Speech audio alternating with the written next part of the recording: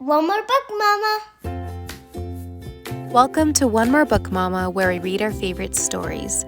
Today we'll be reading a book called Ed's Great Escape, written by Trevor Hodsdon and illustrated by Marzena Milowska. Today's book is being read with permission by the author and the publisher. Thank you. Ed could see on the notice outside his enclosure a sign which read, "An extraordinarily long-necked giraffe, a most unusual creature." Ed preferred the description used by his keeper, Zahora, the special one. He really liked Zahora. She looked out for him and sang to him when he was sad. She sang like an angel. Ed knew he was different to the other giraffes in the enclosure, as he could see down onto the tops of their heads, and when he craned his expandable neck, he could see right over the walls of the zoo and for miles around. He could also reach all of the branches of any tree, giving him the best pick of all the leaves when he was peckish. When nobody was looking, he often reached over the enclosure fence and ate all the sandwiches and cakes left behind the visitors inside the rubbish bins after they had been to see the giraffes and their neighbors, the elephants and penguins. Ed really enjoyed a picnic. Ed was usually a very happy giraffe. He loved having his ears nuzzled and his head patted. He particularly liked having his photograph taken and had developed a very wide grin which showed off his large and surprisingly white teeth. Ed also had a great sense of humor. He just loved hiding Zahora's broom in the high tree branches when she turned her back.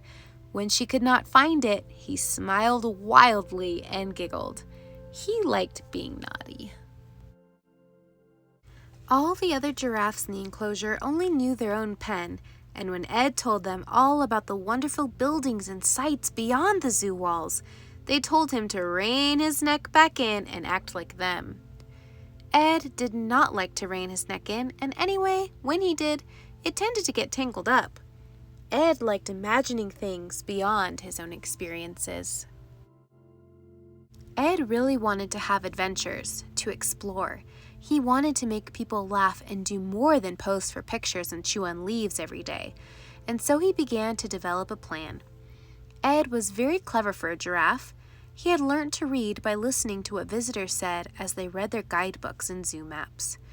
People would leave so many things behind, and Ed took to collecting as many tour guides and maps as he could retrieve from the rubbish bins on the other side of the fence. He loved reading and recycling.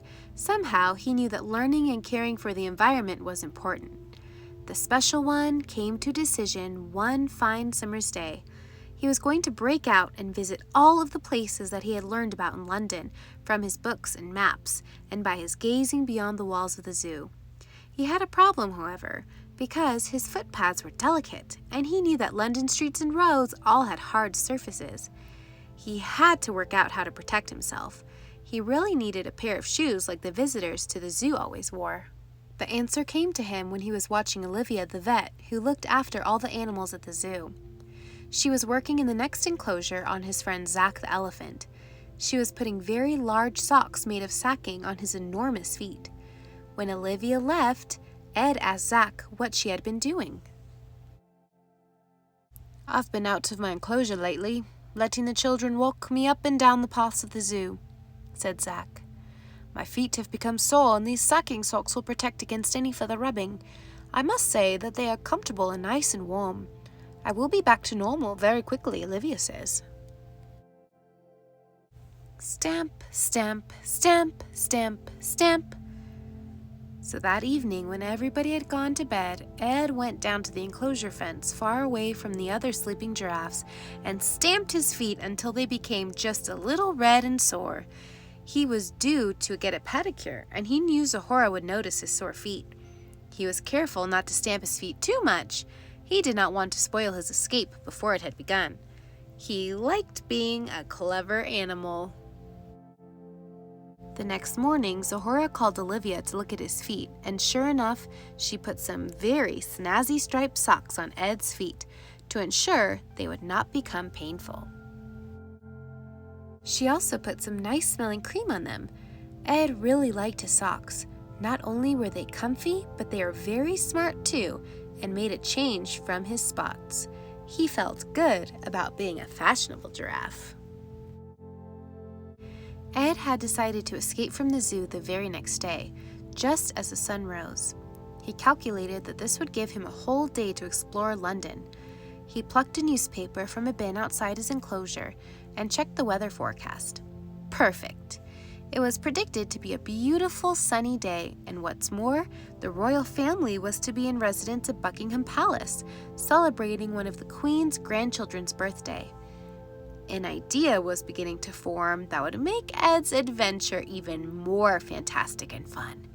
He liked keeping up to date with the news. That night, Ed made sure he got settled down to bed early. Giraffes only need a small amount of sleep and take it in small chunks.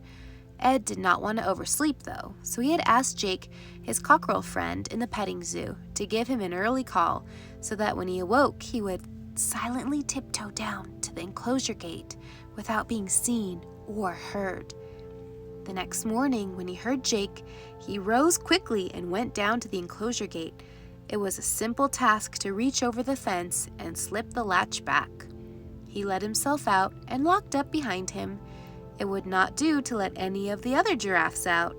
Ed was a security-conscious giraffe. When he got outside the zoo's main gate, he locked that behind him too, and now found himself on the outside of the zoo walls looking at a large grassy park with the whole of London spread before him. He had it all worked out. He knew where to go first, as he had long imagined the day in his head. Ed's great escape was underway. Once outside, Ed took a good look around. Gosh, he did feel excited, and even though there were no cameras pointed at him, he could feel his mouth forming into a big, cheesy grin. He knew he could not hang around, so he stretched his neck up as far as it could go and saw exactly what he needed to head towards, and off he went to the post office tower. He was surprised how quickly he could travel. He knew giraffes were fast in the wild, but he amazed himself at his own speed. There was not much traffic, just a few buses and delivery trucks, as it was still early. Ed did not stop, but was happy to smile at anybody who wanted to catch him on their smartphone cameras. He seemed to be alongside the post office tower in no time, and now could see his intended first stop, Big Ben. With a bit of luck, he would be there on the hour.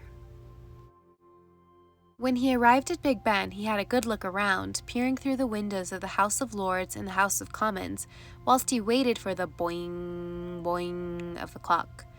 It seemed to be taking a long time. Then he noticed that the big hand was stuck between the numbers 11 and 12. Some people in work clothes were at the bottom of the building scratching their heads.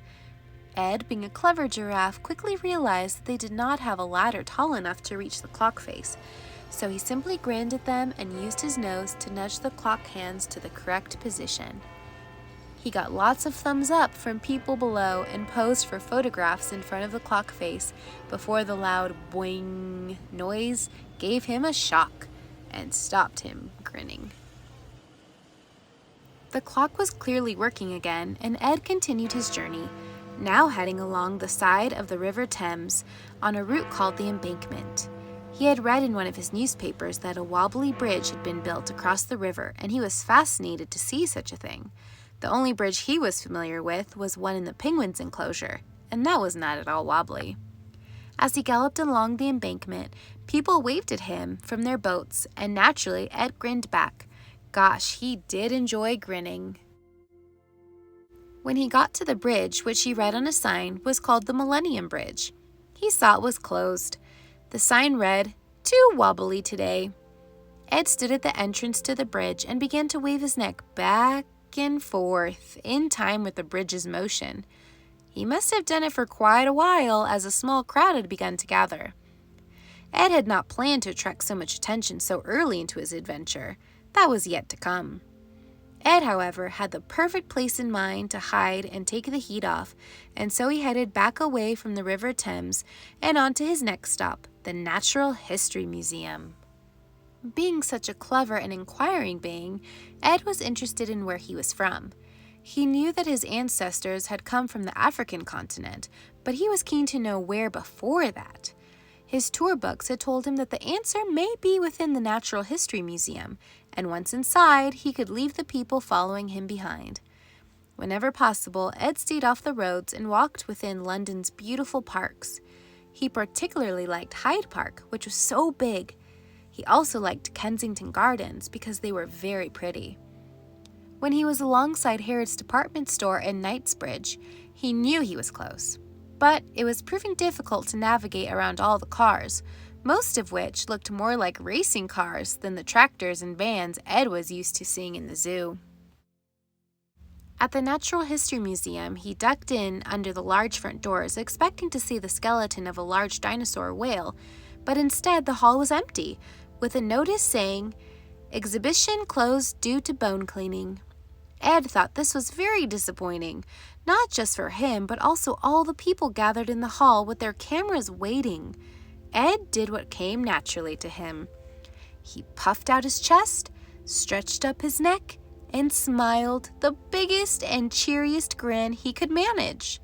The cameras clicked and the smartphones flashed, and Ed was smiling so much that his jaws began to ache.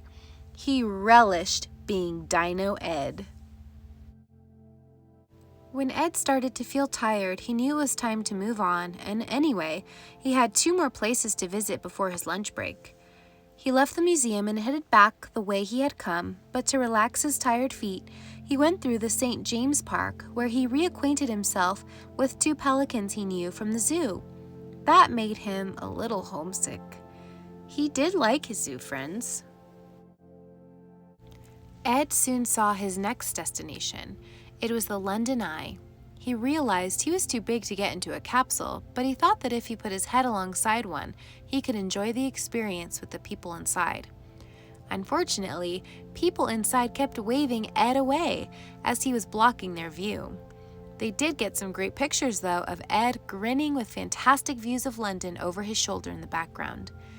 Ed understood that not all ideas go as planned, and knew sometimes it was necessary to go with the flow.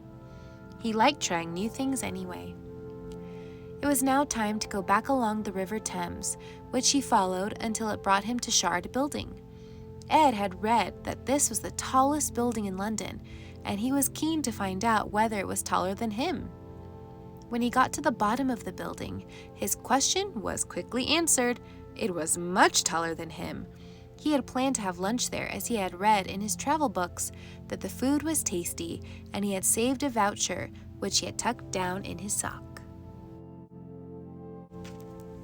The Shard's height was a problem, though, and he could not see any way to get to the rooftop restaurant. Then he saw a box strung on cables hanging down the side of the building. Inside were 2 men washing the shiny exterior of the Shard with a water hose and long brushes. The men's names were Sebi and Finn. Finn, the biggest one of the 2, offered Ed a drink from the hose. Although giraffes can go for days without drinking, Ed liked the look of the cool, fresh water and accepted the offer. It was good. Sebi offered Ed the contents of his lunchbox. It contained a salad and banana sandwiches. Ed accepted that kind offer too. He finished off his lunch with an apple for dessert. Awesome. Ed really enjoyed eating at the Shard, and the food was as tasty as promised. He gave Sebi his voucher, who laughed as he put it into his backpack. Ed really liked being well fed and watered. When Ed had planned his escape, he had decided to include sports stadiums. He had read so much about sport in recycled newspapers. He knew exercise was important to be healthy in body and mind. All animals knew that. But the newspapers had taught him that some people exercised and played sport as work. He was keen to see just how fit people could be and how good at sport they could get when they practiced and played such a lot. He was glad he had eaten and drunk well, because his next stop was a little way out of the center of London. If he put his head down, though, it would not take him long to get to Wimbledon Tennis Club. When he got there, it was just beginning to rain. So much for the weather forecast. People had begun to put their umbrellas up. He heard a loud whirring noise next to his ear and then a grinding sound, shortly followed by a booming voice. "Ladies and gentlemen, we are sorry to say play has been suspended for today due to rain and an object becoming jammed in our sliding roof, stopping us from closing it." Ed grinned again and trotted over to the court in question. He could see that a branch had become stuck in one of the runners guiding the roof's wheels. He poked his head through the gap, and the umpire in the tall chair, although surprised, patted Ed on the head. Then one of the players took a big felt-tipped pen out of his racket bag and signed Ed's ear. Ed grinned his best grin, stretched his head back, and plucked the branch free. The roof began to whir and started closing. Ed then trotted over to a big mound where he could see himself on a big screen. This would make a great place to watch tennis without a ticket, he thought. I would call it Ed's Hill, he thought. So he watched some tennis there until it was time to move on. Ed felt happy being a sports spectator. Ed now had to navigate his way back towards the center of London. But he needed a route that would keep him out of sight, as he thought the zoo people would be out looking for him. He also understood the power of social media and thought by now he would be trending. He still had some places to see, though, before his day was done. Time was running out, and so Ed grinned goodbye to his fellow spectators, posed for some quick snaps, and headed for the dome-shaped roof, which looked like a big boiled egg. He could just see it in the distance and knew it was St. Paul's Cathedral.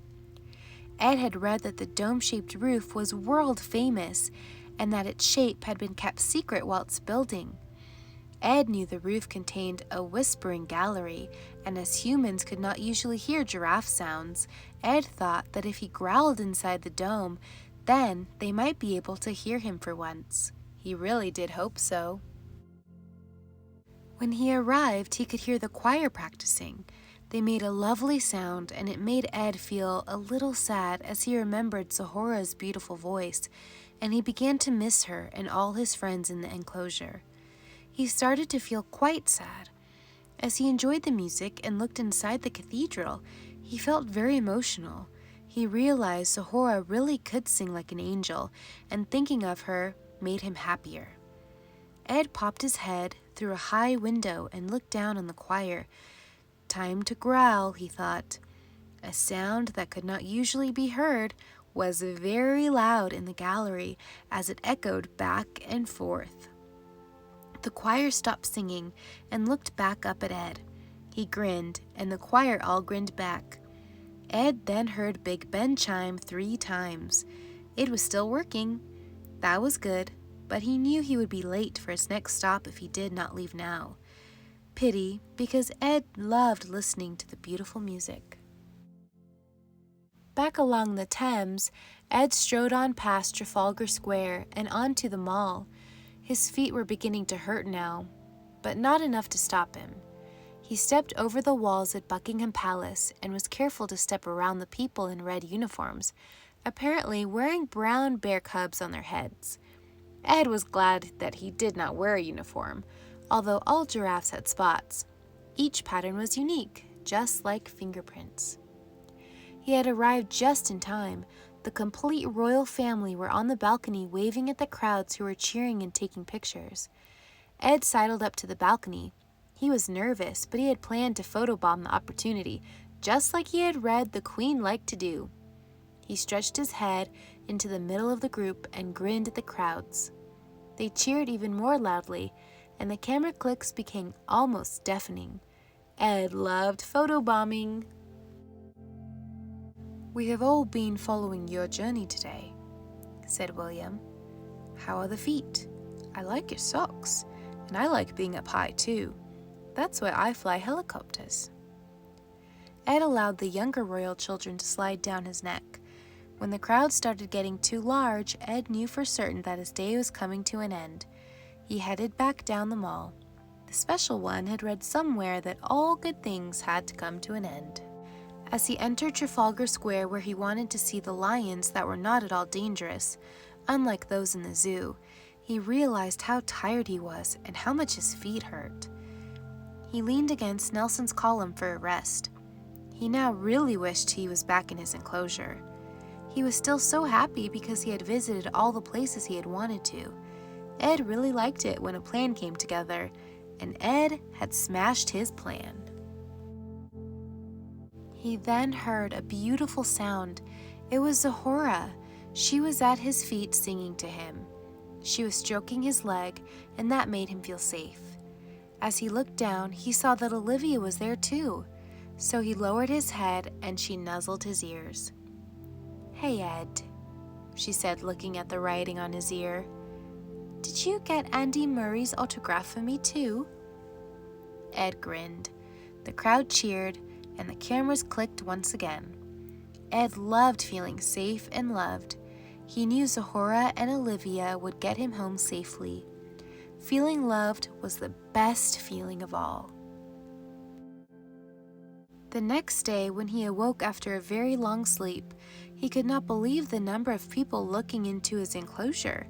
He still had a huge grin fixed on his face.